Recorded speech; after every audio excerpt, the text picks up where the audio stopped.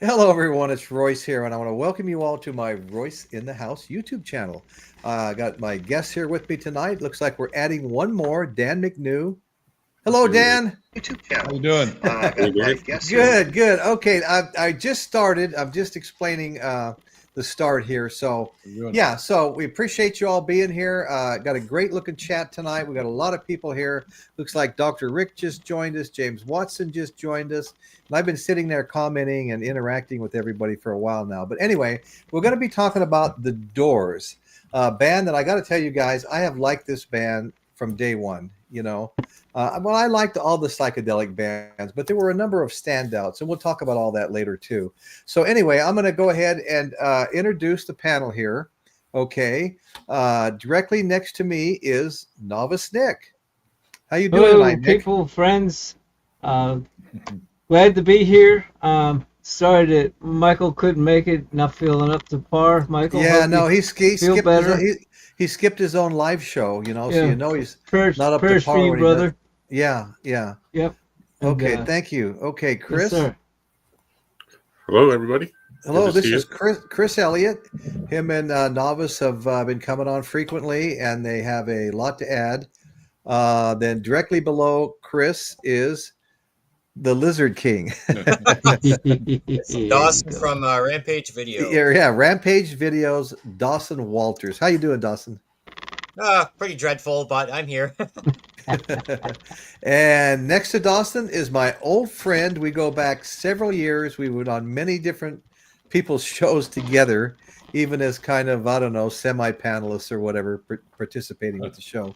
But anyway, this is Dan McNew, and he's got a great YouTube channel called Just the Facts Man.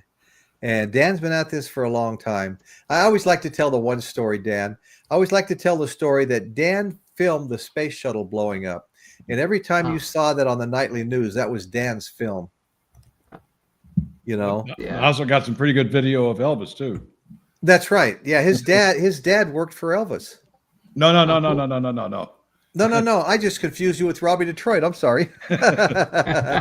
No, I happened to be on vacation in Hawaii when he did the blow up in Hawaii. That's right. That's Royce right. is all shook up. Yeah. I'm all shook up. Um, feel like I'm in a earthquake right now.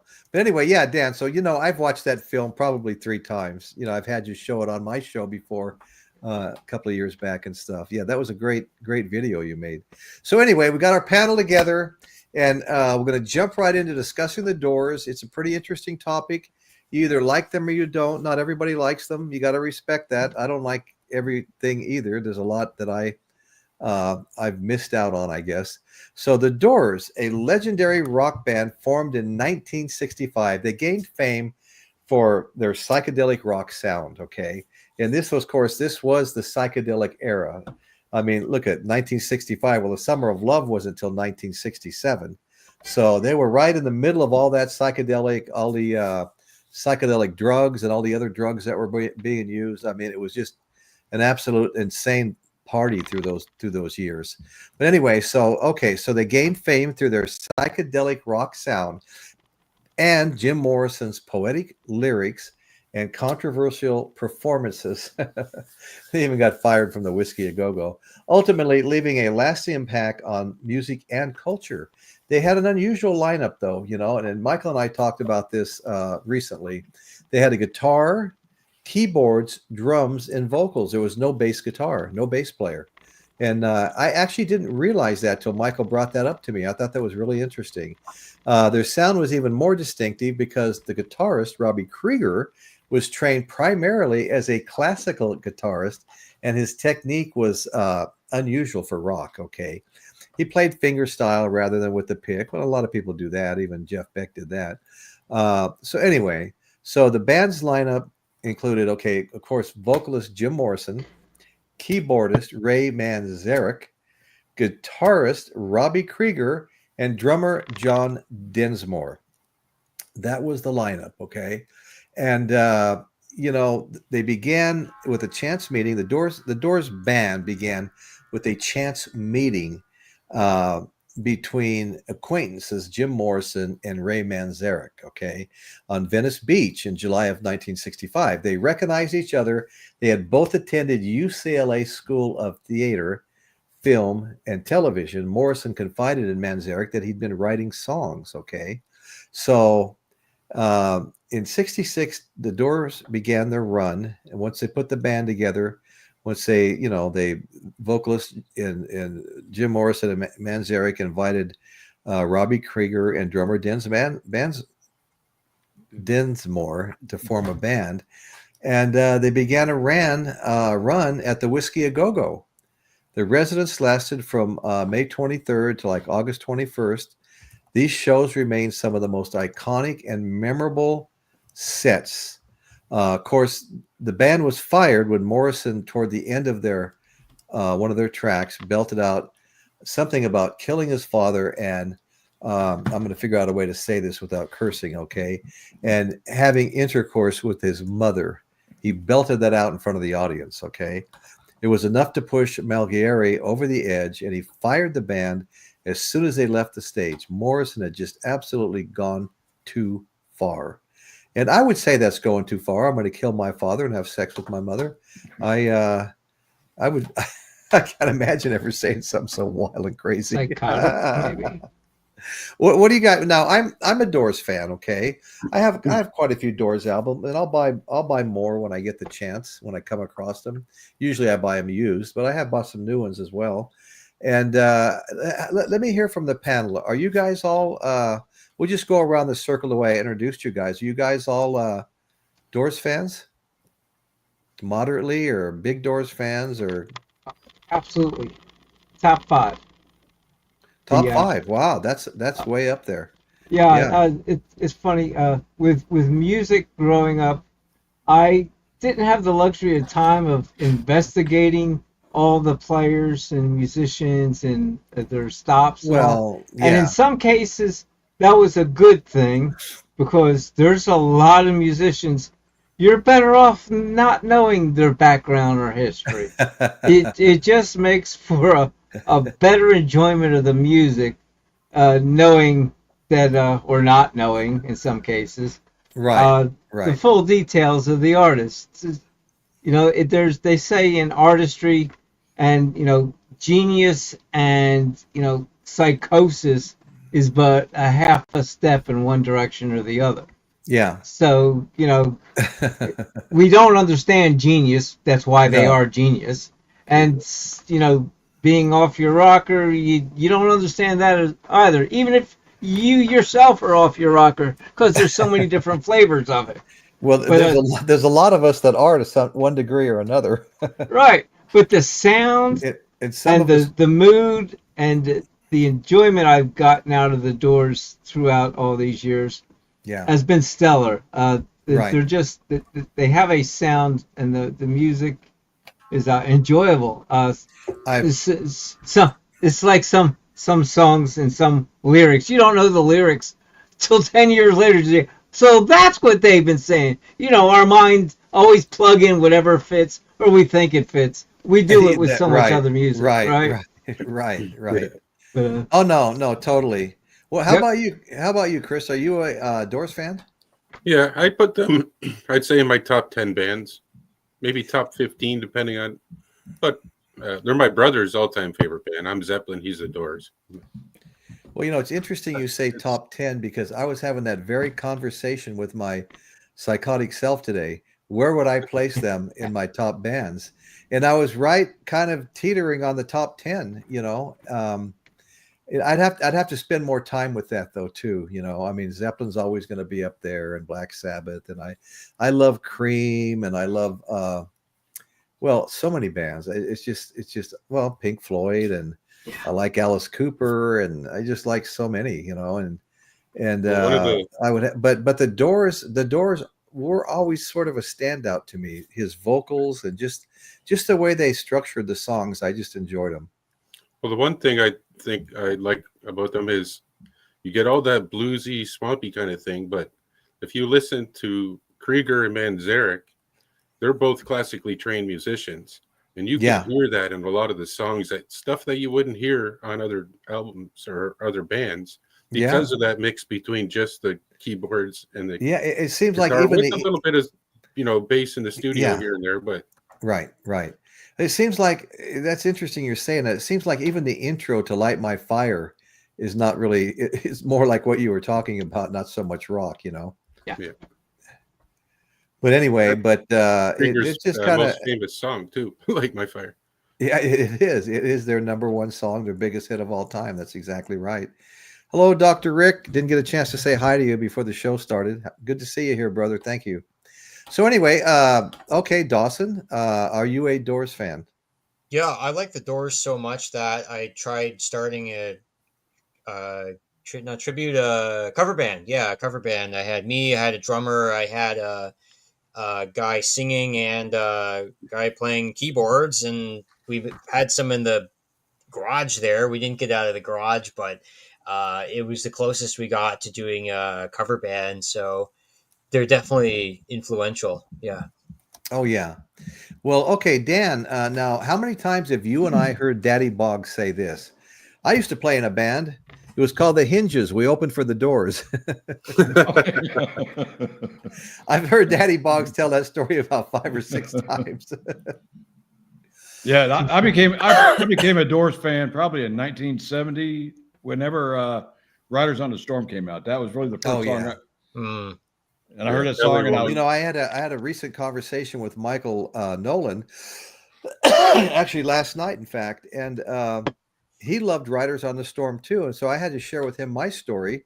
And I'm not going to say too much because I'm I'm live and they monitor things. But me and a friend of mine took off from Henderson, Nevada, where we lived, grew up, heading for Tijuana, Mexico for the weekend in his little Volkswagen Beetle, listening all the way there to Riders on the Storm. And I'll just say we were tripping, man. We were really tripping. Well, back in the mid 70s, I was in the Navy, stationed out in Guam, out in the South Pacific. And you ever heard of that, the 6 degrees with Kevin Bacon? Yes. Well, with me and Jim Morrison, there's only 2 degrees. Jim Morrison's father was my admiral. And That's right. Yeah, I heard that. Yeah. I got to meet him a couple of times. And so that was pretty cool. And also back in 1964, in the Gulf of Tonkin incident, which got us into Vietnam, the ship that I eventually was stationed on years later was involved in the Gulf of Tonkin incident. And Jim Morrison's father was there too. So oh, wow. Kind of odd. Yeah, that's only 2 degrees of separation in my Yeah. book. Yeah. Every time you turn around, you're tripping over one of his relatives. Yeah. Quit turning around. Yeah. He was the commander of naval forces in the Marianas. Yeah. Wow. Well, I had fun listening to the Doors, and like I said, it was psychedelic music, and I've got a list of some of the other bands from the same era that were also considered, to be doing a lot of psychedelic music.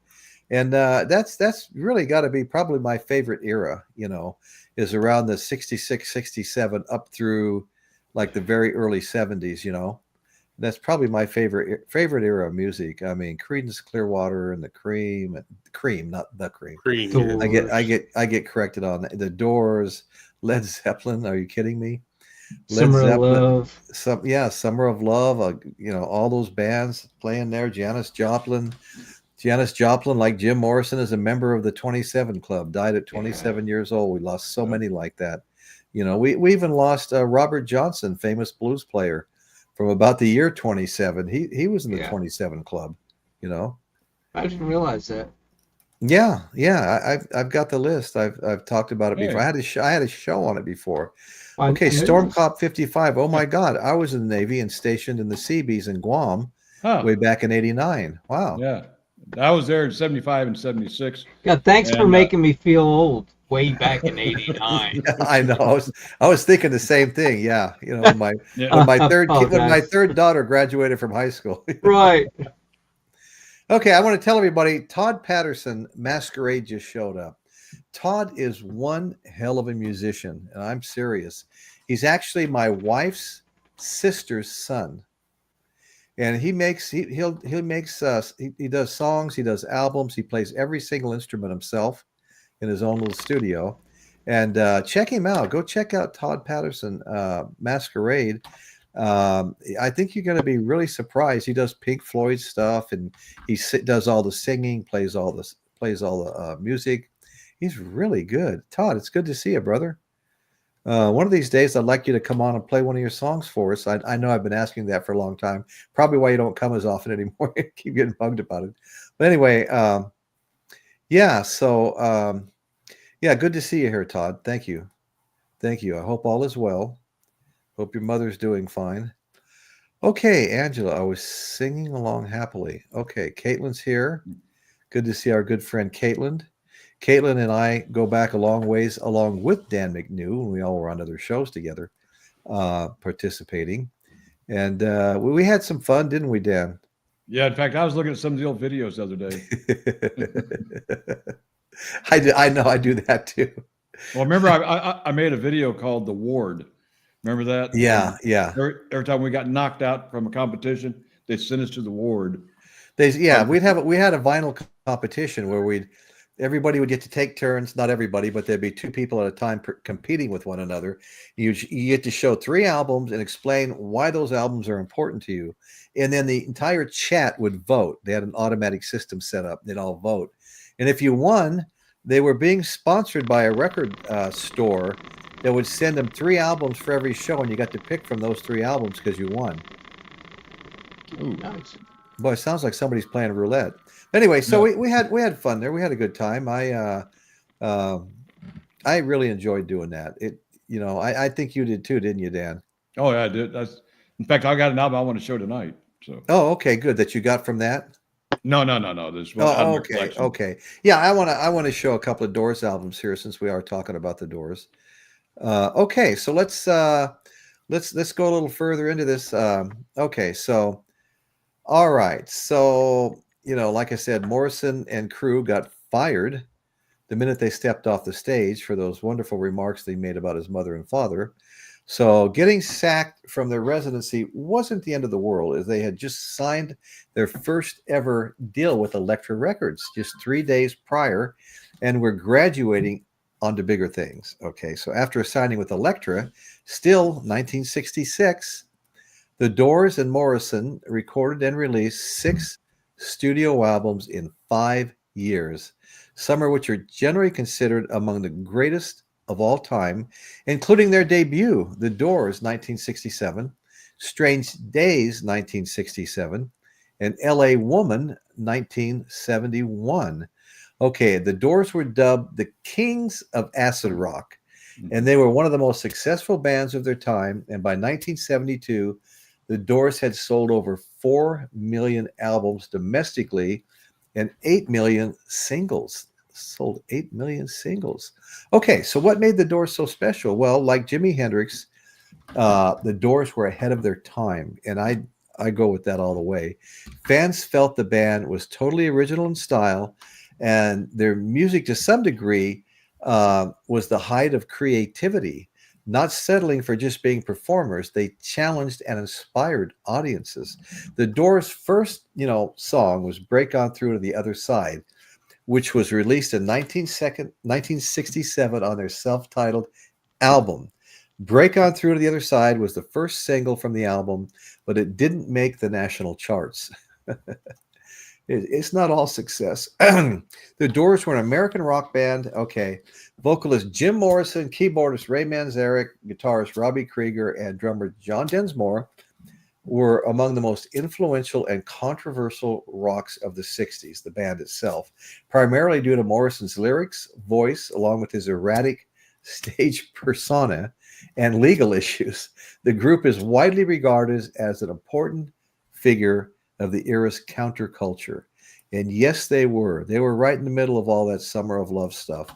So anyway, let's get back and see who we've got in the chat. And anybody got anything that they would like to talk about right now? We'll just throw it out there. Well, Yeah, they went to film school together. They created this kind of visual thing, even with the music, and they incorporated what they learned in the film school and applied it to their songs and their stage performance. Yeah. Yeah, they Jim Morrison in particular had a hell of a on-stage presence. You know, I never got to see the Doors in concert, but I did get to see a tribute show in Wild Child. It was called Wild Child, and if I'm not mistaken, that guy still, and this was like 30 years ago, but he's still doing Doors shows. I read recently somewhere where he was doing something, and that was a hell of a night because that guy really had Morrison down. I mean, the movement, the voice was good, the onstage antics were good. And you know, that what's funny is the most memorable thing about that night was I was there with my wife. It was really a nice restaurant that had been, you know, turned into a big dance room and bar and dance room. And the guy was performing, and some guy jumped between me and my wife and started dancing behind her, all like jiggly, you know. And at first I looked at him and I just kind of laughed, trying to laugh it off, and then he never stopped. And then it kind of started being, I was feeling disrespected because it was my Got old fast. So all of a sudden, and I don't do this kind of stuff very often, but you know, I'm like everybody else. I can lose it. So I'm with this packed, you know, hundreds of people standing around this guy performing out in the middle, and I turn to this guy that's dancing, you know, all provocative behind my wife, and I pushed him so hard, he slammed down on his back and slid all the way across the dance floor. Somebody was pumped up, Royce. And then he, you know, got up with his fist doubled up and came running back at me and stopped, and then just melded into the crowd. And of course, I was kind of watching over my shoulder for a little while, and then I just, he wasn't going to do anything, so I let it go. But anyway, that's my biggest memory of that whole night. But did you ever hear how they came up with the name The Doors? I got their name from a psychedelic book. Well, Daddy Boggs told me. No, I'm kidding. Go ahead. No, I didn't. Enlighten us, please. Well, he and Raymond were on the beach, and Jim started reciting a lot of his poetry to Ray. Okay. And Ray's sitting there thinking he's hearing keyboard music in his head while Jim is, and they reciting said, you know, poetry. Okay. He said, you know what, we ought to start a band. And Ray said, well, what do we call it? And Jim said, The Doors. Ray said, The Doors. What the hell does that mean? And since like the title of your show tonight, they're part of the psychedelic era, it was Open the Door to Your Mind. Oh, so, I see. Yeah, no, I hadn't heard that. Thanks for sharing that, Dan. That's great. That's great. How are you doing? How are you doing, Dan? Oh, I'm doing great. All my surgeries are behind me, and I'm healthy. Outstanding. Yay. That's excellent. I'm glad to hear it. It's taken a while, but I'm back. Right. Well, as long as you get there. Yeah. Yep. Successful journey. Okay, so like, anybody else have anything at the moment? Any Doors trivia, stories about the Doors, or anything else? Well, something I really like researching today about the Doors, and was after Jim Morrison died. Okay, they just released L.A. Woman, and it only been out for maybe a month or so, and of course they're still under contract with Elektra to produce more albums. Right. And Jim Morrison passes away on July 3rd, 1971. And then Elektra says, well, you guys still owe us an album. And they're going, well, Jim is gone. And they said, we don't care. You got to still put out an album. You're under contract. So the three remaining members got together and they put out the last album called Other Voices. Right. And and what's people wonder, why did they have to do that? But not besides the point that they were under contract, but how cold-hearted was that for Elektra to do that? Right. But also under the circumstances, yeah, but also the same thing. Well, these guys were used to getting a paycheck too, so they thought, well, we can make more money if we put out another album. Right. So he died July 3rd of 71. The very next album was released in October, just 3 months later. Okay. And and there's a lot. It's kind of controversial because Jim's not there, and Ray and Robbie are doing the singing, and there's no Jim Morrison. So, right. So that was the problem. People are expecting a Doors album. It's an all right album. I've listened to it. It's definitely not one of my favorite albums. You know, and then even after that, they came out with another, their 8th album called Full Circle. Full Circle. Yeah. Yeah. And that one, I don't know about that one either. You know, just it doesn't sound like the Doors at all to me. Not really. Now, can I touch on what you're saying? Sorry, Nick. Sure. Real quick, I was just going to say it's proof that music is a business. Period. Yes. Yeah. Yes. It is a business. I mean, the look at- artistry and everything is beautiful, but it is a business. Yeah. Go ahead. Well, I mean, Thank didn't Okay, just to touch on what you were saying, Dan. Again, my Encyclopedia of Rock from 1977 okay.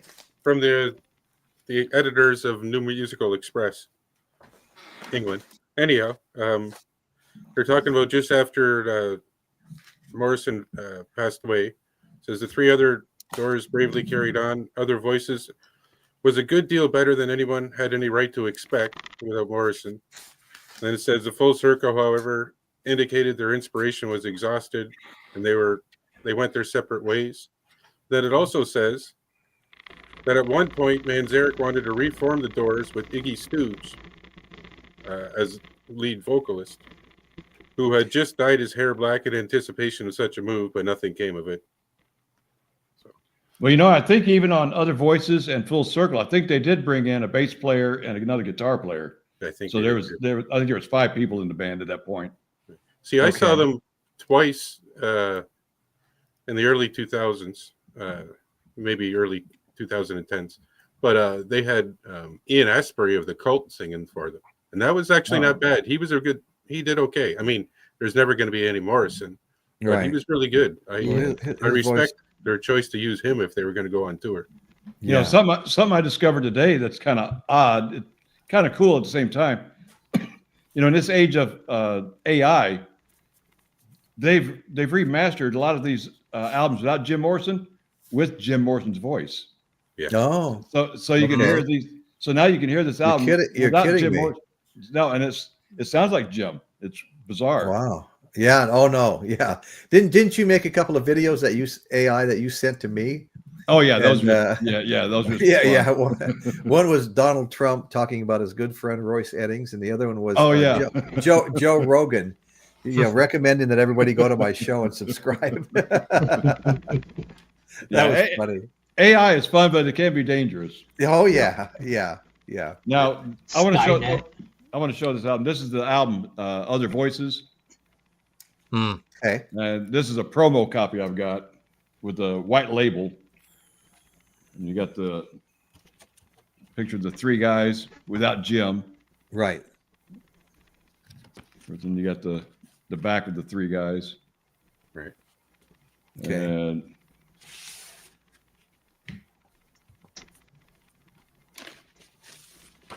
this thing may be a little dusty, but this is the promo copy, the white label. Whoop. Mm-hmm. Yeah. Wow. You know, you can still buy this used at different record stores, so it's not like they're really rare. Right. You're only going to pay maybe $20-$30 for it. Okay. What's it called again? Other Voices, Other Voices. Yeah. Okay. and I don't have the full. I remember. No, I'm sorry. Go ahead. Yeah, I don't have the Full Circle album, but I have listened to it online. Yeah. Well, I remember the new stuff coming out after Jim died. And that was like, early 70s. And I couldn't even conceive of buying it without Jim Morrison's voice at the time, Yeah. Now would be interesting to hear, but at the time I just, Yeah, I couldn't even imagine. Yeah, with this album, Other Voices, before Jim died, as soon as they released L.A. Woman, they went back into the studio. Well, the three of the musicians, Jim was in Paris. Yeah. So they had already started writing the album in the studio, playing around, thinking, well, when Jim gets back from Paris, he'll add the vocals to it. And of course, that's what, then he passed away, Right. and they had to make do with what they had. Didn't they dig some stuff out of the archives, poetry and stuff he did and put it and record it all? Yeah. I'm not. They may have. I'm not sure. Does Wasn't anybody that have what any the American Prayer album was? Yeah. maybe so. Yeah. Has anybody heard that? Yeah, my brother has it. I've heard it a bunch of times. It's not bad. I It's heard more. it. almost a lot of spoken word, I think, on it, if I remember correctly. Well, Michael Nolan hates AI, and I don't like it at all. He says AI will be the death of us all. Creative AI is like the doors without Jim. They become the broken windows at that point. Well, that's 100% right, guys. I mean, this AI thing. Me and my wife and I talk about it all the time. There's really some scary things about it. You used to always take comfort in the fact that, well, it's still just a machine that was created by a person. It'll never be smarter than us. It's already smarter than us. No one person can know what an AI knows. I was talking to somebody. I was talking to my grandson, and I said, "How's school going?" He goes, "Easy." He's in college, and I said, "Oh, good. I knew you were always a smart kid. You're kind of a chip off the old block, in the genes and all that stuff." And he goes, "Well, no, I just ask AI a question. There's the answer, and it's just easy." It's not learning. Right. But this kid is like super intelligent, though. I mean, anyway, he's the kid that when his friends would come over to visit him, there'd be a giant big screen TV up. He'd be controlling 3 controllers at once, and everything was blowing up on the screen. His friends would just sit there with their mouths open. I thought, you know what? That's the future of warfare. The day is going to become where you're never going to see a soldier on the battlefield. Everybody's going to be hunkered down in some bunker with all these screens, and they're going to be just blowing each other up by pushing buttons, and you're not even going to, And anyway, whatever. And at some point, that has nothing to do with the doors. At some point during that battle, Skynet will take over instead of humans attacking humans. It'll be computers attacking. Well, you know what? Some of that stuff just seems so realistic now, doesn't it? Yeah. It really does. But if you have a good eye, you can tell. And YouTube has it. Maybe you've seen this. If you upload something with AI, you're supposed to click on a little box saying that there's AI as part of it. No, So altered content. Yeah. Because I don't think they have it on Facebook, and I'm seeing a lot of AI stuff on Facebook that I know is fake, but a lot of people, right. think it's true, So it's so easy to make fake news now. I mean, it was never hard, but it's really easy now. Okay. Go ahead. Question. I don't know if we're still early in the stream. I guess the question of everybody's one favorite album will come up eventually. Yeah.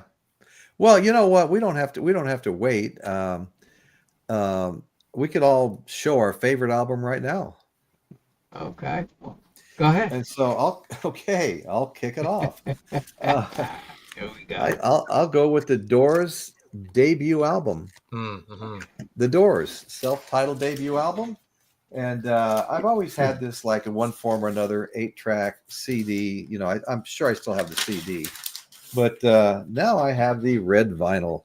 Oh, Ooh. Yeah, and this is just loaded with awesome songs. I mean, break on through to the other side, Soul Kitchen, The Crystal Ship. She's a 20th Century Fox. I used to sing that to my wife when we first met. Alabama Song. Show me the way. Whiskey Bar. Light My Fire, their biggest hit. Backdoor Man, Enough Said. I Look at You, End of the Night, Take It As It Comes. And one song that just really gets a hold of me is The End, Yeah. It's just a perfect war song. I mean, to have in a war movie, like yeah,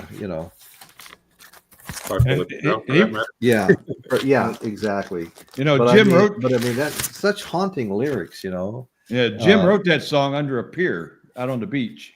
Oh, he did. Yeah. Okay. Anybody else want to throw up a favorite Doors album? I would, but you already talked about it. My favorite is their debut album as well. So. Okay. Well, that's one of my favorites. But I'm going to cheat. Am I allowed to cheat? Yeah. It's not out. Sure. It's not out on vinyl. The complete concert is not out on vinyl yet. I've shown this before, and can you read it? Yeah, this is live in New York, the Felt Forum. They recorded the Okay. whole weekend, Wow. Hmm. and this is an incredible concert. Was was it at the Fillmore East? No, this is at the Felt. Okay. It's called the Felt Forum in New York. It's a 6 CD set. I have it, but they condensed it onto 2 LPs. This is available now. Wow. Great album, but They condensed it on if the you 2 really LP. love the Doors, see if you can find an out of print 6 CD set. Incredible. Now, Okay, what's the title of that? this is called The Doors live in New York. Okay. Felt Forum. Okay. Let's see. 1970. Yep. And it's a take it. This one is, let's see, first concert of the Doors' legendary 1970s run at the Felt Forum, taken from the acclaimed Live in New York CD box set. This is a wonderful, yeah. Now when you say, Nick, I got to ask you this. They condensed the 6 CDs down to 2 albums. Does that mean they dropped a lot of track? Because it sounds like that's going in reverse right now. Yeah, this is just what whoever put the album together thought was their best material from Okay. Well, that makes sense. But the concert is, I've listened to it from beginning to end. It's rather long, 6 CDs, but it's a lot of fun, good stuff. It was recorded well. I've seen 2 albums on 1 CD a lot, but I've never seen 6 CDs on 2 albums. Yeah, well, there's not 6 CDs on that vinyl. No. Just that's right. let's see if it got the. Let's see what's on here. Not in the dark here. Let's see. Turn the light over here. You can look it up. Start of the show, and then Roadhouse Blues, followed by Ship of Fools, and Break On Through. Okay, that's side 1. Side 2 is Tuning and Breather. That's just, part of the show.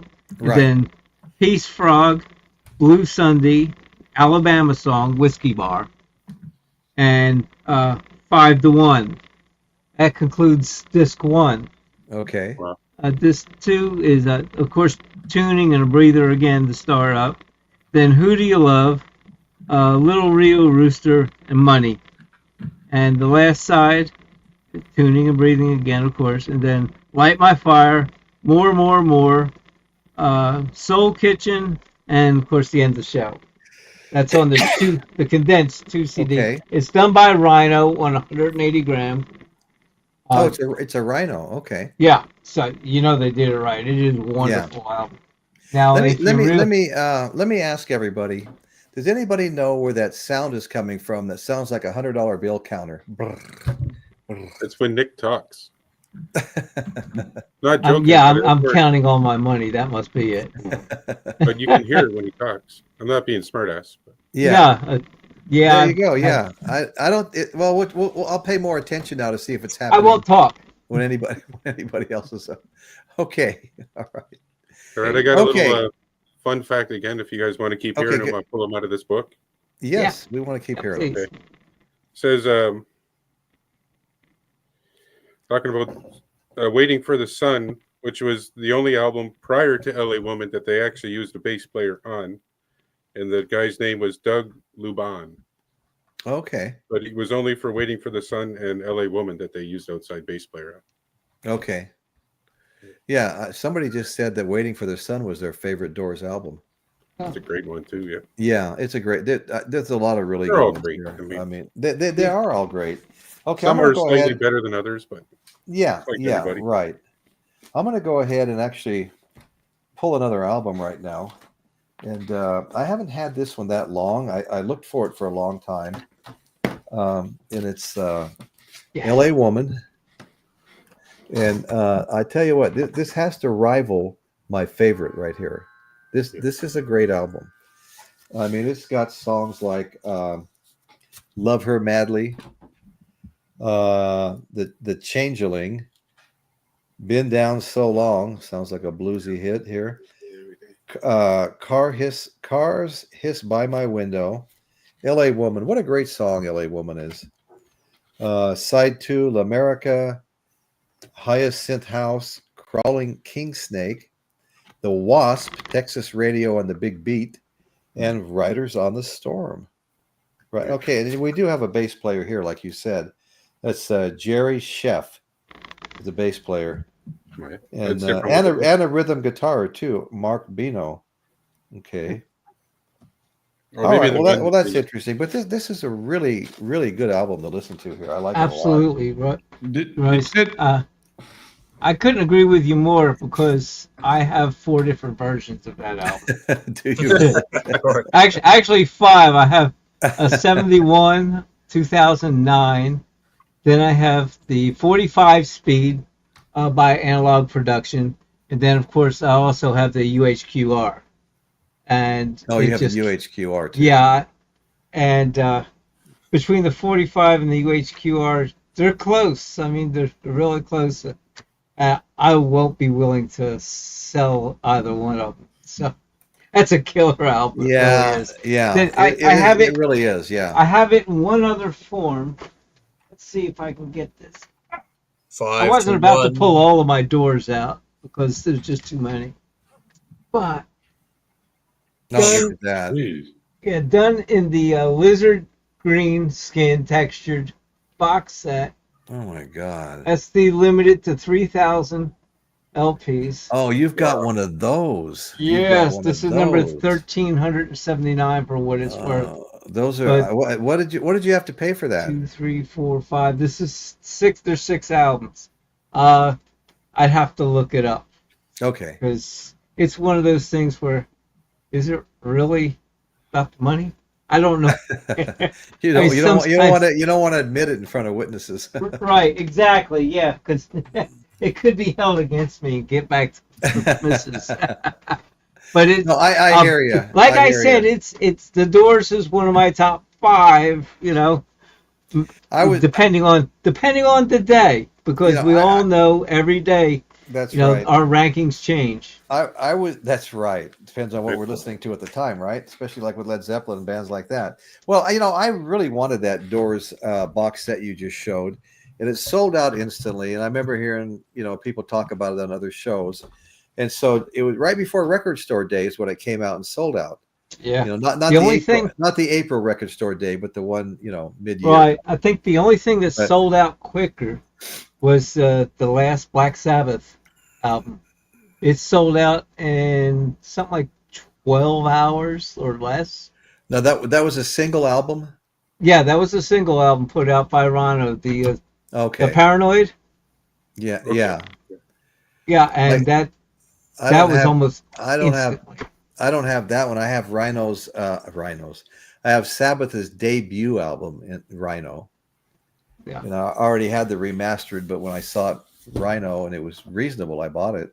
But when I went to Record Store Day, the first thing I asked, do you have that Doors box set that people are saying are sold out? Because you never know on Record Store Day, they might have got some in early, to get ready for the big event. So the only thing they did have is, and it wasn't in stock either. This is the Doors. It's live, and we've got 4 albums here. 4 albums here, and it's live in Detroit. Live in Yep. Detroit. And there's really good stuff here. I mean, I don't regret getting this, but again, it wasn't the box you had that I wanted. Right. That's Does in- $650 sound out of line for that box? Because I thought Yes. I thought I just saw one, and they wanted. they may be 600 going for that now. but That's what I was gonna. Yeah, they were. I don't asking- believe there's any way in Hades I would have put out that kind of money. No. Yeah. Yeah, no, I saw one for $650. Yeah. They, I well, wasn't gonna buy it. I mean, that's. they only I did could- I could 3,000. I could get my truck running again for that. I was lucky. A 3,000 is pretty limited for Yeah, a box, and they're not redoing the box, but each single album is available, and they were cut beautifully. They Oh, man. sound incredible. Yeah, yeah, I'd have loved to have gotten it's that. Rhino, but you can It's get them. You Rhino, just yeah. can't get the faux lizard skin box. Yeah, and this one comes with a couple of things, this That's a great album. this thing. I mean, In your hands. Yeah, no, it is. Yeah, it's a good album. Again, it's not the one I was looking for, but I went for it anyway, and I don't really regret it. I've got the hype sticker here. It says, Record Store Day, Black Friday, recorded May 8th, 1970, Cabo Areno, Detroit, Michigan. The hype sticker. They're never, and they were told to never come back after that concert. They got told that by a lot of people. Yeah, go figure. But let me just clear the air real quick for you, go Royce. ahead. It's the Doors. You didn't settle for a Doors album. It's the Doors album. You got that day. The Door albums I got that day. I don't think That's right. settling is. No, but compared to what was yours? I'm having fun. I'm just. I know, but compared to the Rhino, yeah. I mean, I would have loved to have gotten that. I seem to always miss out on this stuff, but I've scored a few things, I think in life we all miss something, I got that 7 or 8 Jimi Hendrix box set there you go. in the velvet covered box. They only put it. You can still buy CDs in a velvet covered box, but they only put albums in a velvet covered box in the year 2000. And this was sitting in my record store, still in the shrink wrap when I bought it. And I bought it a couple of years back, and I brought it home, and I'd show it off once in a while. And wasn't that you, I Nick, begged that you would to try? open it. You almost talked me into opening it. I kept saying, no, I'm not going to open this damn thing until I reach 1,000 subscribers, and I'll have a couple of things that I've been saving that I'll unbox. And so I unboxed that when I hit 1,000 subscribers. It was fun. Yeah. I unboxed that and Mothership and something else, Yeah. So anyway, guys, let's get back to a little information here. Well, I got a story. I got a story that I heard that Ray Manzarek said go ahead. Back when they were in the very early process of getting the Doors together. Ray Manzarek invited Jim to live in his apartment, along with Ray's girlfriend. I think it was his girlfriend. So there's 3 of them living in an apartment. So they had no money whatsoever, and except for the woman. The woman had some money, and that's how they're kind of surviving, just off of her cash for food and all that. Right. So they would go to the store, and they would buy the cheap stuff, some veggies and just stuff, just cheap food. And Jim would go back to the meat department, and he just started sticking steaks down his pants. So they would have steaks all the time, but Jim was kind of a shoplifter. Yeah, I've seen that before. I've seen friends, who everybody's at a party. It's we're teenagers. Somebody's parents are gone. We're having a big party there, and people are spending the night and crashing all over the house. And I'm walking home with it. Yeah.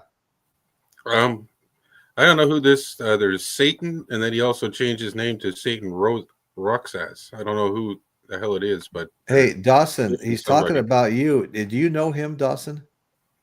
I think. I don't know. I don't know him at all.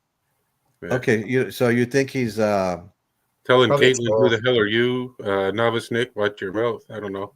I don't know how to get rid of him, but okay. Definitely doesn't sound like you should be here. No, it sounds like trouble. James. Well, we just eliminated him. There you go. And there's another one, Satan Roax or whatever.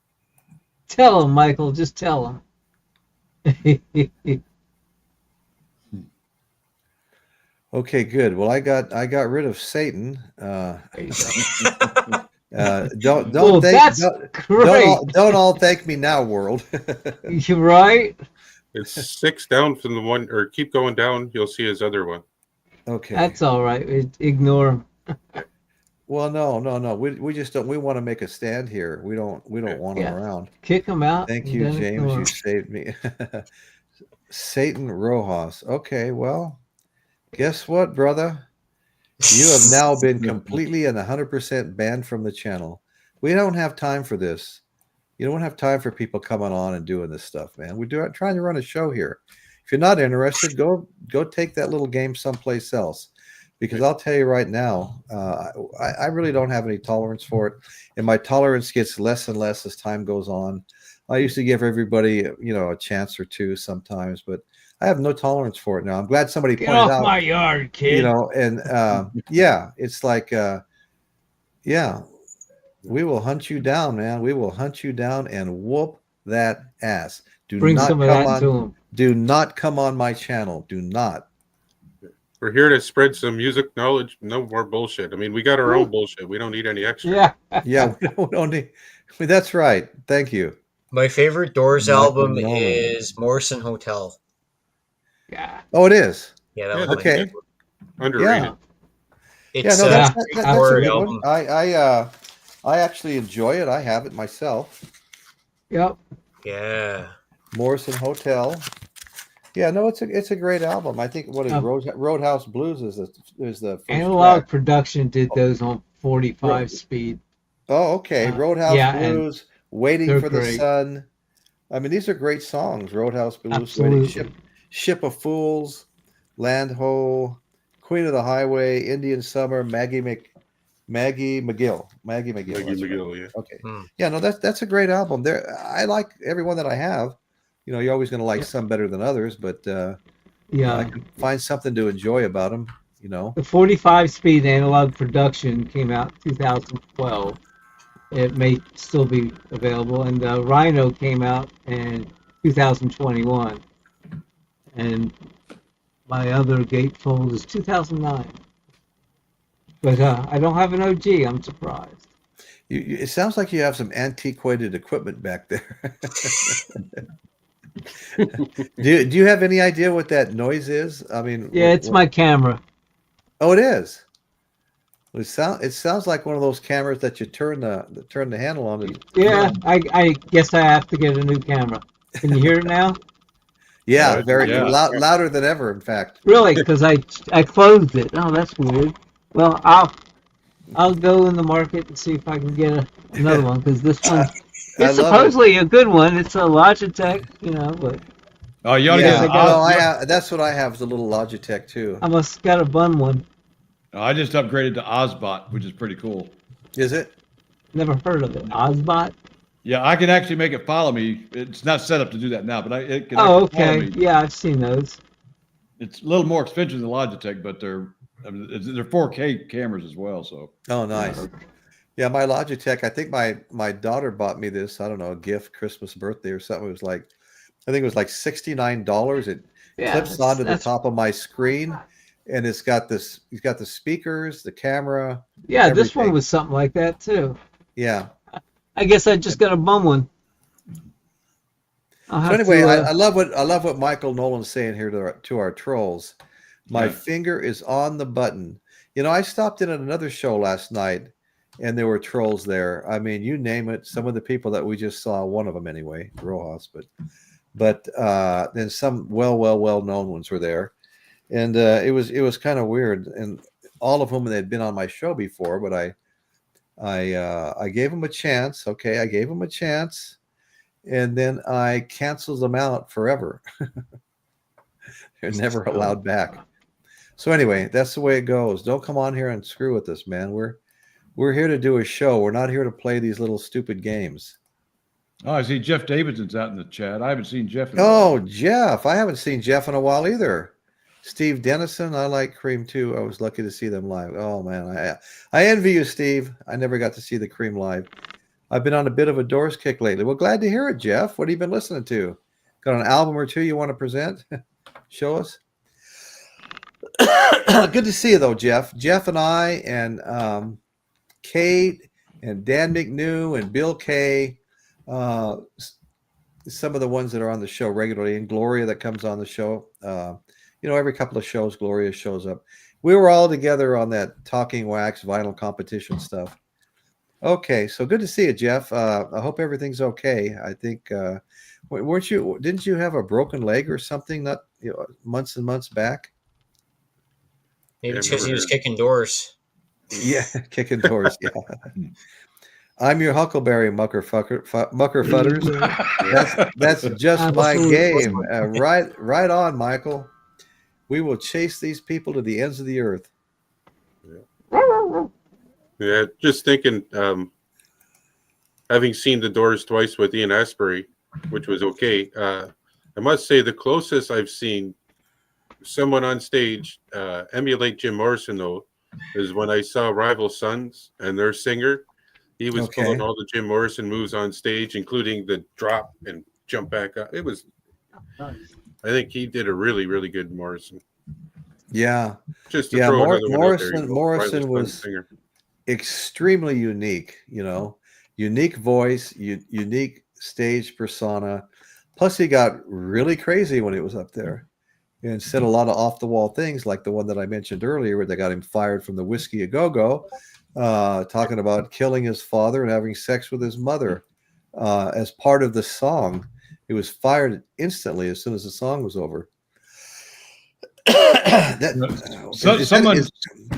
Someone mentioned that Morrison Hotel had a fire, and I just did a little search on it, and yeah, it burnt to the ground. December 27th, this past December. Wow. Yeah, I think I heard about that. Where was it at? L.A. or? It was in L.A. Yeah. Yeah. Okay. Said it went up in flames. Let's see what they say. It had been considered vacant for at least 10 years. Oh, okay. It looked like homeless people were probably living in there. You would think something like that'd almost make that a historical landmark. Yeah, like a shrine. I mean, yeah. Doors fans raise money and buy it or something. I mean, look what they do with Jim's grave over in France. I mean, that thing's it's a tourist attraction. Speaking of Dr. Rick, I didn't see this earlier. I must have been busy on screen talking, but he has 3 of the purple felt Jimmy sets. That's impressive. And Dr. Rick's as big a Jimi Hendrix fan as I am. They don't get much bigger here between Dr. Rick and I. Go ahead, Nick. This one's called Sessions. It's the outtakes and cuts and miscellaneous from making of the album. Notice this one. Let's see. Here we go. Notice the difference between the albums themselves. Oh yeah. Mm-hmm. Yeah, I saw Same that title, one. but this one's Sessions. Pretty good. I like the outtakes. It's a lot of fun. Yeah, LA Woman did the same thing, and I have that. And then this is just the Rhino cut. Oh, just the Rhino cut. Okay. Yeah, that's the 33, and it's done very well. Nice. There you go. Matched the red label.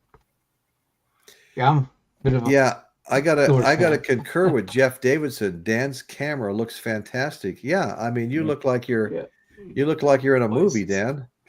I mean, I'm actually in the next few weeks. I'm going to be upgrading my studio, so it'll look different. Nice. Spell the name of your camera.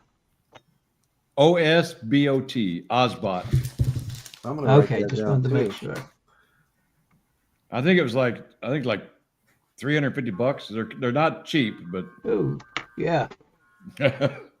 This face, I don't know if this face is made for radio. Now, Dan, does that mount to your monitor? I've got a little tripod. Okay. Stands behind my computer. Yeah. Okay. Thank you, David. Hey, just looking through some of the comments, Jeff, you haven't got to it yet, but Jeff Davidson was talking about listening to the Doors single collection. So I think this is the one Jeff is talking about. And that's the one, Nick, you said you were going to get. I was wondering if you ever got it, because it's got the What's that? of the best of the Doors. The singles. Yeah, I did not get it. You said you wanted to get it because it had a Blu-ray quad mix. Right. The Doors. Yep, that's right. Well, James Watson said it was the homeless that started the fire at Morrison Hotel. Yeah. It's kind of ironic because in some of the shows, Jim Morrison would say, "Hey, we got to have some fun before all the SHIT house burns down." It's like, then the Morrison Hotel burns down like 50 years later. That's so weird. It's like a catchphrase turns into a reality. It's reality, right? Someone in the chat was asking about Jim Morrison and his drinking. And Okay. I recently saw an interview with his wife, his widow. And, Okay. She was saying that he really didn't drink a whole lot. He really didn't. Now, that's not saying in the early days he did a lot of acid, so that may have been, you know, when he's on stage, and you know, he may have been on acid so much than alcohol. Right. Yeah, that'll And that'll impair your judgment. and she also said he was never mean once to any of his fans. That he was always friendly. But she said, despite what some of the stories you might hear, she goes, she never saw him ever be unfriendly to a fan. So Okay. Well, that's cool. Yeah. No. You know, he was around for a long time. I mean, he was in Laurel Canyon, lived in a place right behind the store down below, and yeah, he showed up everywhere. And also, she was talking about the time where he got in trouble down in Miami when you know, when he supposedly exposed himself. Oh yeah. And so he had to go to court and everything, and he never admitted ever doing it. I don't know if it was ever really caught on camera or not. Yeah, it was not caught on camera. Yeah, and so he never admitted not doing it or doing it. He didn't. He was kind of like neutral in that, but he wanted to take this to court, and so when he did go to court, he told his wife that that the only good thing about being famous was it gave him a platform where he could speak his mind about stuff, and he used the court when he went to court to kind of shoot little jabs at the court system and society in general. And he said he used his fame to get that platform so he could do that. He said that was only one of the good things he enjoyed about the fame. Other than that, he didn't care too much. He didn't care too much for the fame. Okay, well, you know, Joseph Blue has a question for all of us. Do you think Morrison was so crazy because he drank so much? I would definitely say that contributed, wouldn't you guys? Or one thing about his childhood is that he moved house a couple of times because his dad was stationed in different areas. So he had this kind of restless attitude, and he would go from place to place, and he was like, okay, well, I'm just gonna act however I want, anyways, and then, you know, one thing leads to another, of course. yeah, well, you know, Jersey Devil just made an interesting comment here. I think Morrison drank so much because he had emotional issues. And that could go back to what you're saying too, Dawson. And then what happened slightly after that time was when they were driving down the highway, and we heard about the Indian songs that he wrote, and he had just kind of traumatized in a way. But he was able to see maybe how they were living and how maybe capitalism was like affecting them, and he's seen both different lifestyles, and he was like, whoa, this is unfair, right? This feels unfair. And he just went spiral. Yeah. Well, I'll tell you, yeah, I think I'm going to have to start saving. I need a camera like Dad's. Look at that picture he's got there. God, I was going to say, is that a green screen? It actually is. Okay. Although wait. So okay, you see my shadows. Yeah, okay, I can see them. Yeah, but I don't see your hands disappearing like I do when I set mine up. No, the Ozbot is really good at that. It's 4K, so it's much crisper. But I'm really close to my green screen, so you can see my shadow on it. So how far behind you would you say the screen is sitting? 8 inches.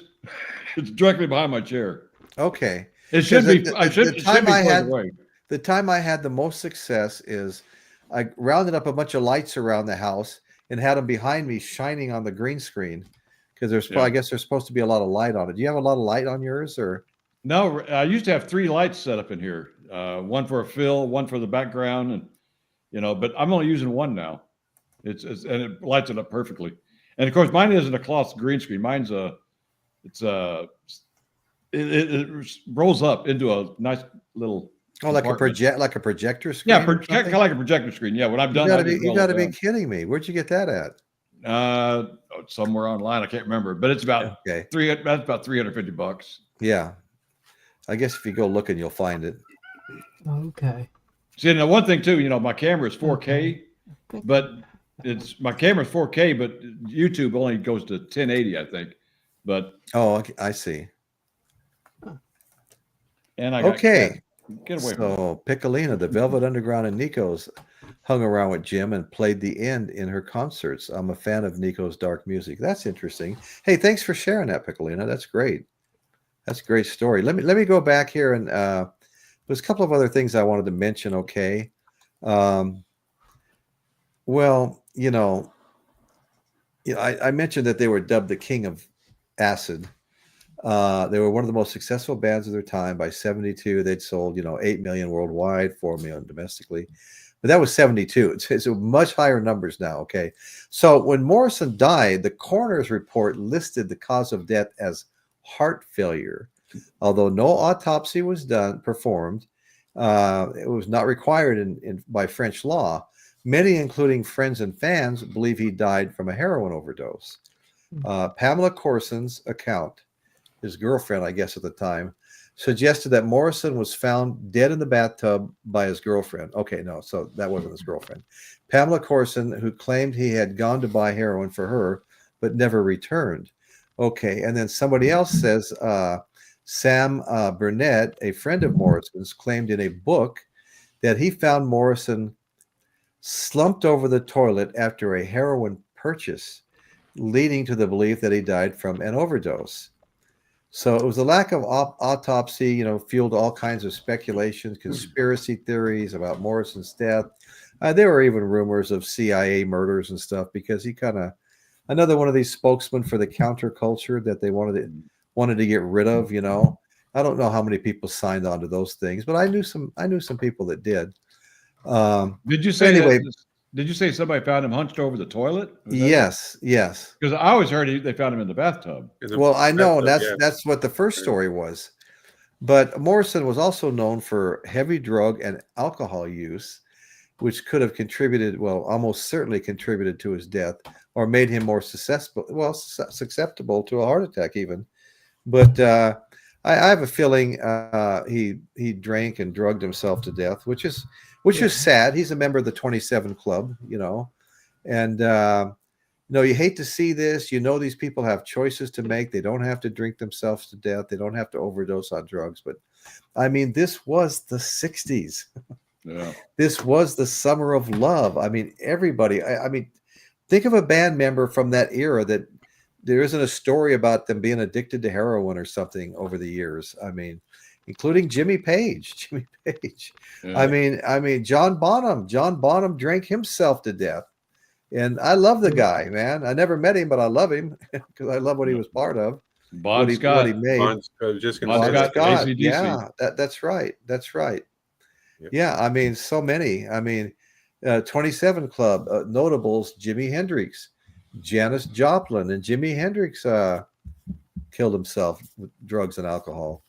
Jimi Hendrix, Janis Joplin, Jim Morrison, Kurt Cobain, Amy Winehouse, Brian Jones, Jean-Michel Basquiat, and Robert Johnson, the old blues guy, dead at 27. Yeah. I think killed by a jealous jealous bar owner husband. I think that happened. I think that happened here in Dallas. Oh, did it? Yeah. Wow.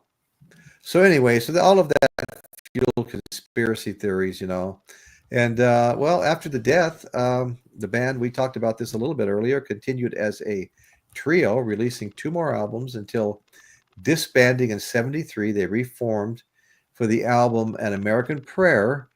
Oh, this is what I mentioned earlier, which combined new music with Morrison's reciting of his poetry recorded in 1969 and 70.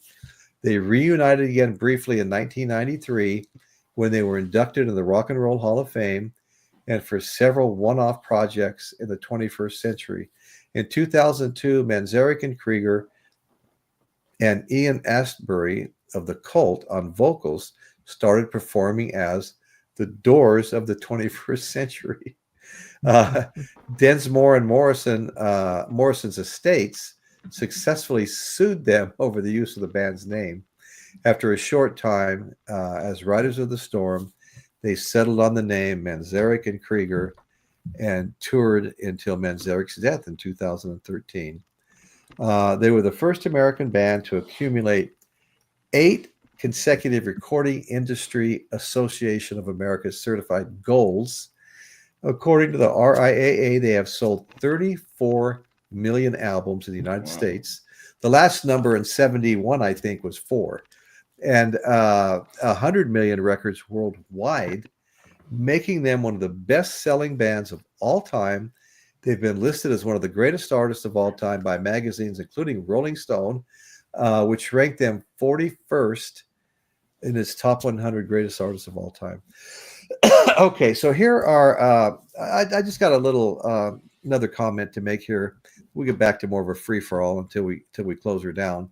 But the 10 most influential psychedelic bands from the 60s.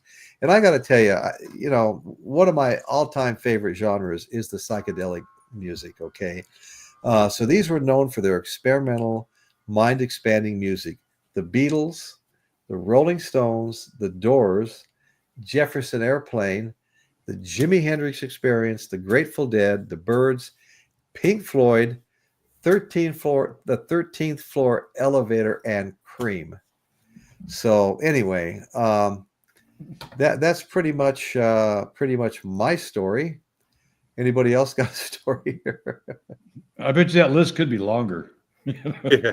Oh, it could be a lot longer, and so could the 2700 Club. We just grabbed a few better known names. I got a couple of things I can add. Another thing I got recently, it's try and get it so it's not shiny there. It's called Feast of Friends. Oh, yeah. It was Okay. actually, there's something in this book, I can read about it again for a sec. It says, the celebration of the Lizard King, a diffuse narrative poem based on the beliefs of the shaman and other philosophies, which was given its only musical expression on the album and Not to Touch the Earth. The plans for presenting the celebration in the theater didn't reach much fruition, but Morrison did make a film, A Feast of Friends, with two of his colleagues from UCLA, and they also made two promotional videos for Break On Through and The Unknown Soldier, which is like the precursor of what you get on MTV and such. So, yeah. Yeah, I tell you. But this is pretty good. If you guys like, it's got 4 different short little documentaries on it. The first one is the film that Morrison made. I mean, they doctored it up and, made it for the documentary, but all the original footage is still there. They just put different music to the background. Right. But then it's got another one. It's got a version of the end. I don't remember where they said it was live from, although some of it was live, some of it you could hear it was studio to fill it in. But Right. I saw a clip one time of Jim Morrison. This was I think it was a Jim Morrison documentary back in '66 or '67, and they say, "Well, I understand you're making a documentary, Jim Morrison." He goes, "Oh, we're not making a documentary; it's making itself." that's a clip from that actual movie. That's from great. that movie too. Oh, it's okay. Yeah, you mentioned that, and I just thought, yeah, it was in there. But then a couple other. This is just a biography that somebody made up. It's actually not bad. It's won some awards, but it's called When You're Strange. No. And I'll try and get it. But it's Cool. And then this one is kind of it's all their live radio broadcasts. Let me see. Oh, okay. Different rare concert combining early TV appearances with their own music films, but it's called Re-Evolution. Wow. Nice. You've got some good stuff there. And then I got the mediocre, whatever you want to call it, movie itself with Val Kilmer. Oh, yeah. There's various opinions on that one. So Yeah, That was fun. That well, reminds I me. want to. No, I got something to add real Go quick. ahead. I saw a recent interview of John Dinsmore and Robbie Krieger, and they're talking about their experiences from the early days. And, these guys are fairly elderly now. Right. And John Dinsmore, Watch how you say that, fella. and John Dinsmore would say, "Hey, you remember that time when this happened?" And Robbie started chuckling. And he goes, "That was from the movie." So he goes, "Yeah, you're probably right." So they're kind of getting their memories.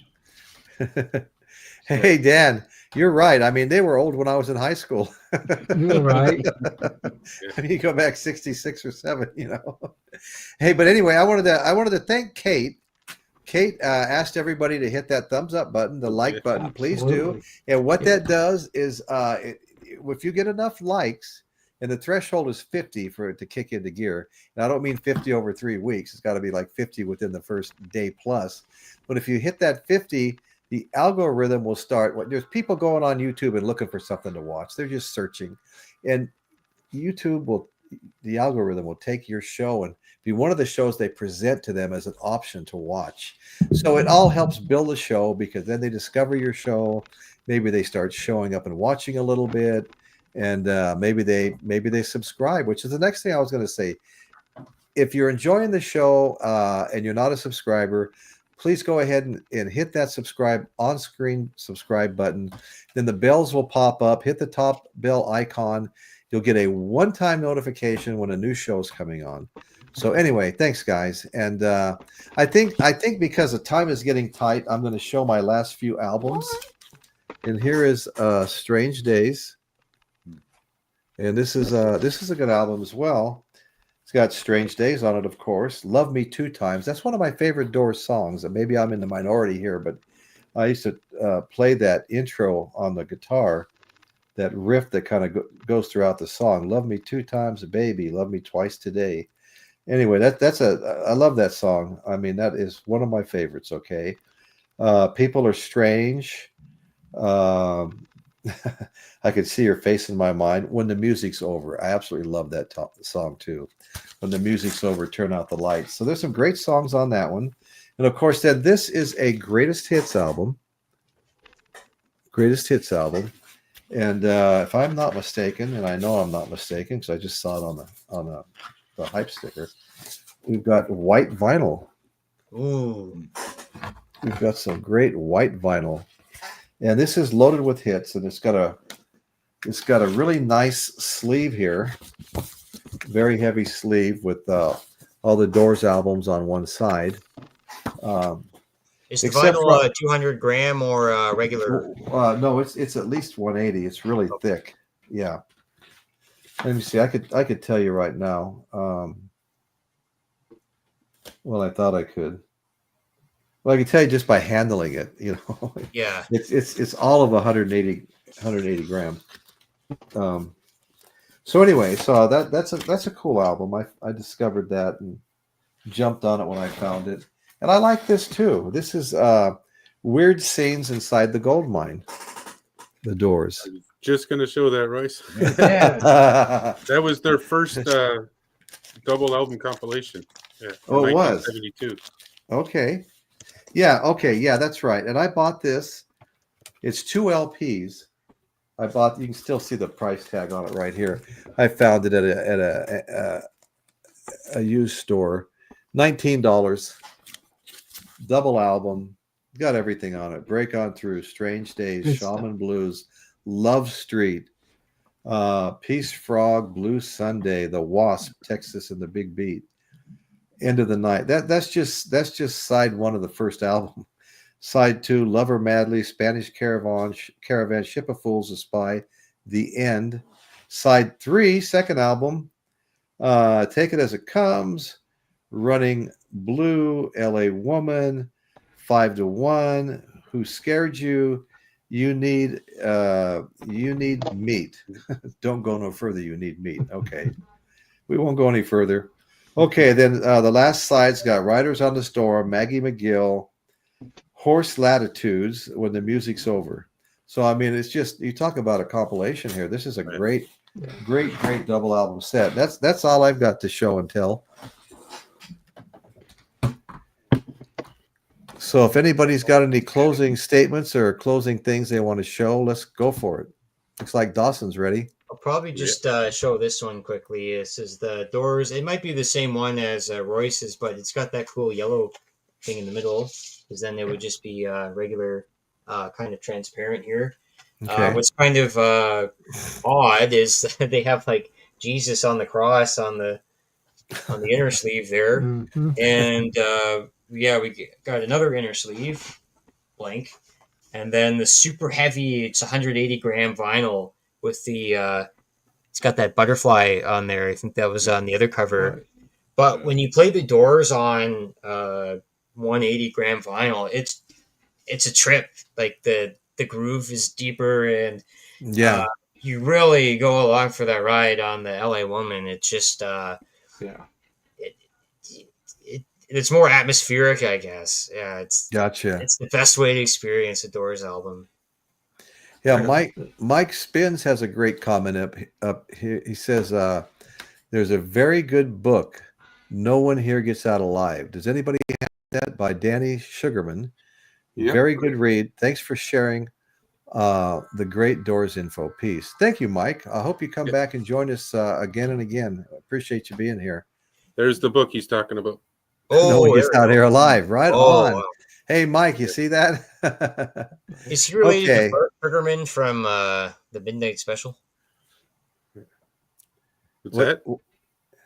The Burt Sugarman's Midnight Special. They had, I think they had Black Sabbath on there. They recorded the '75 concert, and then they have a bunch of bands go on the Midnight Special, which is from the mid '70s to early '80s. They had Steely Dan, Doobie Brothers, just tons of bands on this variety show. I remember the Burt Sugarman. Yeah. Yeah, I was just wondering if they were related, Danny and Burt. I think so, but I don't know. Well, Kate, I want to ask you, Kate, you said that poor like button. Does that mean it's getting thrashed from all the Yes. people smashing it?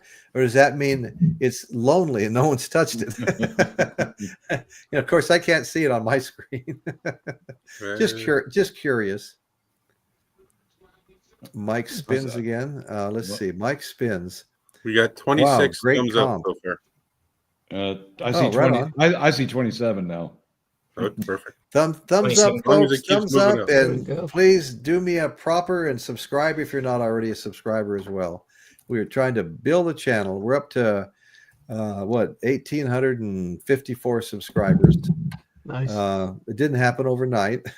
No. We're trying to pick up the pace a little bit. Hey, Royce, what's coming up next week? What's coming up next week is Pink Floyd. We're going to do a show on Pink Floyd. Ah. Well, that's going to be an Ooh. expanded show. That'll be over a few Wow. weeks, I'm sure. Yeah. How do you do one show on Floyd? Well, you know what? When we did Zeppelin, we did an album at a time, and they were still Yeah. hour and a half, 2 hour shows. Yeah. So I don't know. That's a good question. Maybe we'll have to. We'll see what happens. We'll see what happens. We may have to drop back and do some individual albums after that. I enjoyed doing that, going through the track lists of all of them and all that stuff, So anyway, Rampage Video Channel, Monty Python. Let's see. Well, covering I Pink love Floyd. Pink Floyd. Well, good. Make sure you join us, brother. Yeah, Come join I us got and, I got something I want to add on that Pink Floyd thing because Okay. not only is the music great, but the album covers themselves. The artists. Oh, that is amazing how they came up. They use pretty much the same couple of guys, right? For most of their album covers. Yeah, Zeppelin was like that too. I like the Umagumma with the picture inside the picture inside the picture. Yes, yeah. And the one that was Sid Barrett. I know we shouldn't be talking about Pink Floyd. That would save us the next week. But another one too was the one with the cow on it, and that was such a simple thing, And they thought, well, just a cow. It worked. Yeah. Adam Hartmother. Yeah. I just I don't know if you guys were on checked out Michael Nolan's his latest short video he made that he put on, and it was basically a competition which one you like the best between Pink Floyd's Animals and Jethro Tull's something horses. Heavy Horses. What is it? Heavy Horses. Heavy. Yeah, I've got it, and I listened to it today. Is that the new one? No, that's no. Okay. No, this is far removed from new, but it's a good album, and he wanted to know who liked which one better. Heavy Horses by Jethro Tull or Pink Floyd, and you know what? There was a somewhat evenly split. I mean, Pink Floyd, it seems like every one of their albums is like a masterpiece. But I listened to Animals today, and I listened to Heavy Horses, and I kind of, it was like a tie, really. I mean, Jethro Tull really stepped up on that album. It's a great album, and they both have to do with songs about animals. Dogs, cats, pigs. They're singing about animals on those songs. But anyway, I liked them both. But I actually gave Jethro Tull the edge on the two that I listened to today. Now I may have a different opinion 3 days from now if I listen to them both again, but that's what I was feeling at the time. So anyway, y'all go over to Michael Nolan's and look that up, and take your pick, animals or heavy horses. He's always got check Michael out if you haven't been watching lately, because he's always got these polls on his channel. He'll do his live. He did a live, I think it was Wednesday I went to, and he listed all kinds of bands, and he does a great job. He turns them into polls, and then they get condensed down to where there's a final list, and he creates a final top 3, 4, 5 or something. It's really cool the way he does it, though. I really enjoy watching. He does do an excellent job, and it's all nothing's really rehearsed or anything like that. He just comes on and starts talking. Consummate professional. Yeah, thank you. So Jersey Devils made some good comments tonight, and people were talking. I didn't get a chance to comment on them, but thanks everyone for an enjoyable Sunday chat. Jersey Devil, we really appreciate whenever you come. You bring value to the show. We love your comments, and always keep coming back, would you please? Steve Dennison, medal for me. Novice Nick, thank you all for stopping by and participating. You mean so much to me and the show. I always enjoy our time together. God bless. Hope to see you all next week. Bring a friend and popcorn. Popcorn, that's a great idea. I'm going to have to start doing that. Dr. Rick, good night, my friends. Peace. Thank you, Dr. Rick. Thank you, chat. Thank you, everybody in the chat. You guys are absolutely amazing. Hey, Dan, look who just showed up. Bill K. Yeah, Jeff Davidson. We got such a crew here from the old Talking Wax show, don't we? Better late than never. Yeah, a lot of people here. Bill K, how are you, Bill? Good to see you. Good night. Love the show. Thank you, Jeff. Please come back. We're glad your legs healed okay and you're doing well. I noticed, Bill. I noticed you just got here. Yeah, we're just now ending the show, but I want to thank you for showing up. God, try to make it earlier next time. We've been having a lot of fun. Yes. We got Mike Spins here. I got my co-host to thank. Thank you so much, Dan. Always good to see you. Nice to see that you're starting to drift back in and hang out with us. Yeah, I'm coming back. Yeah, good. We always enjoy you, Dan. And Piccolina the cat, thanks for a wonderful show, Royce, with your lovely panel. You guys are lovely. You know that, don't you? Yes. Okay, so anyway, I am the Lizard King. Okay, so thank you guys.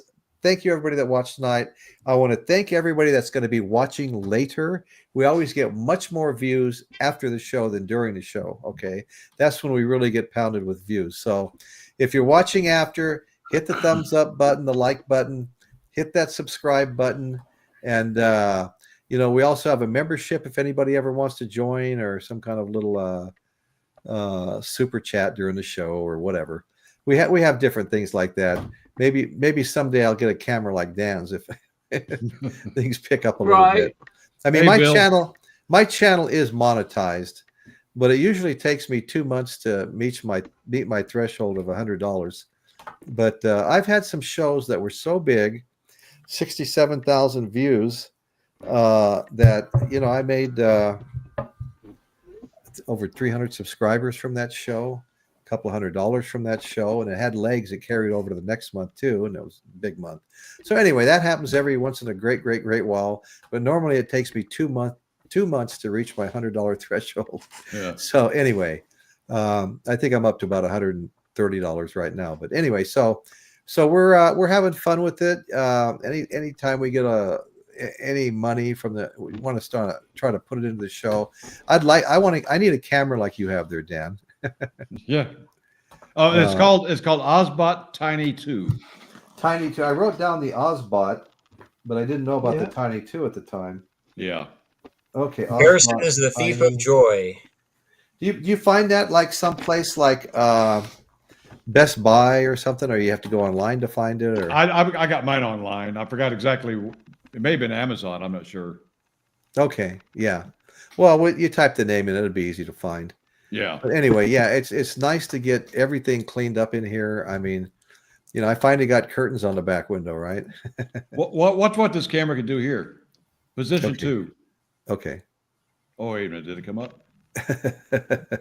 Yeah. Position 1. Position 2. Oh, it's not listening to me now. Oh shit. What? I wasn't listening. What? Zoom in closer. There we go. Oh, there you go. Look at that. Look at that. Dan the man. Zoom us back out. Zoom out farther. There we go. Zoom in closer. Position 1. Position 1. There we go. Nice. Very nice. Yeah, so you've been spending some time programming that, it looks Yeah. like. Okay, guys, so thank you all so much. We're running over on time. Thank you, Bill K, for showing up and just Hi, everybody. jumping in and saying hi to everybody. Thank you, We everybody. appreciate you. And that's what's happening in Royce's world today. Thank you all so very much. And we appreciate you all, and we're signing off now. Good night, guys. Good night.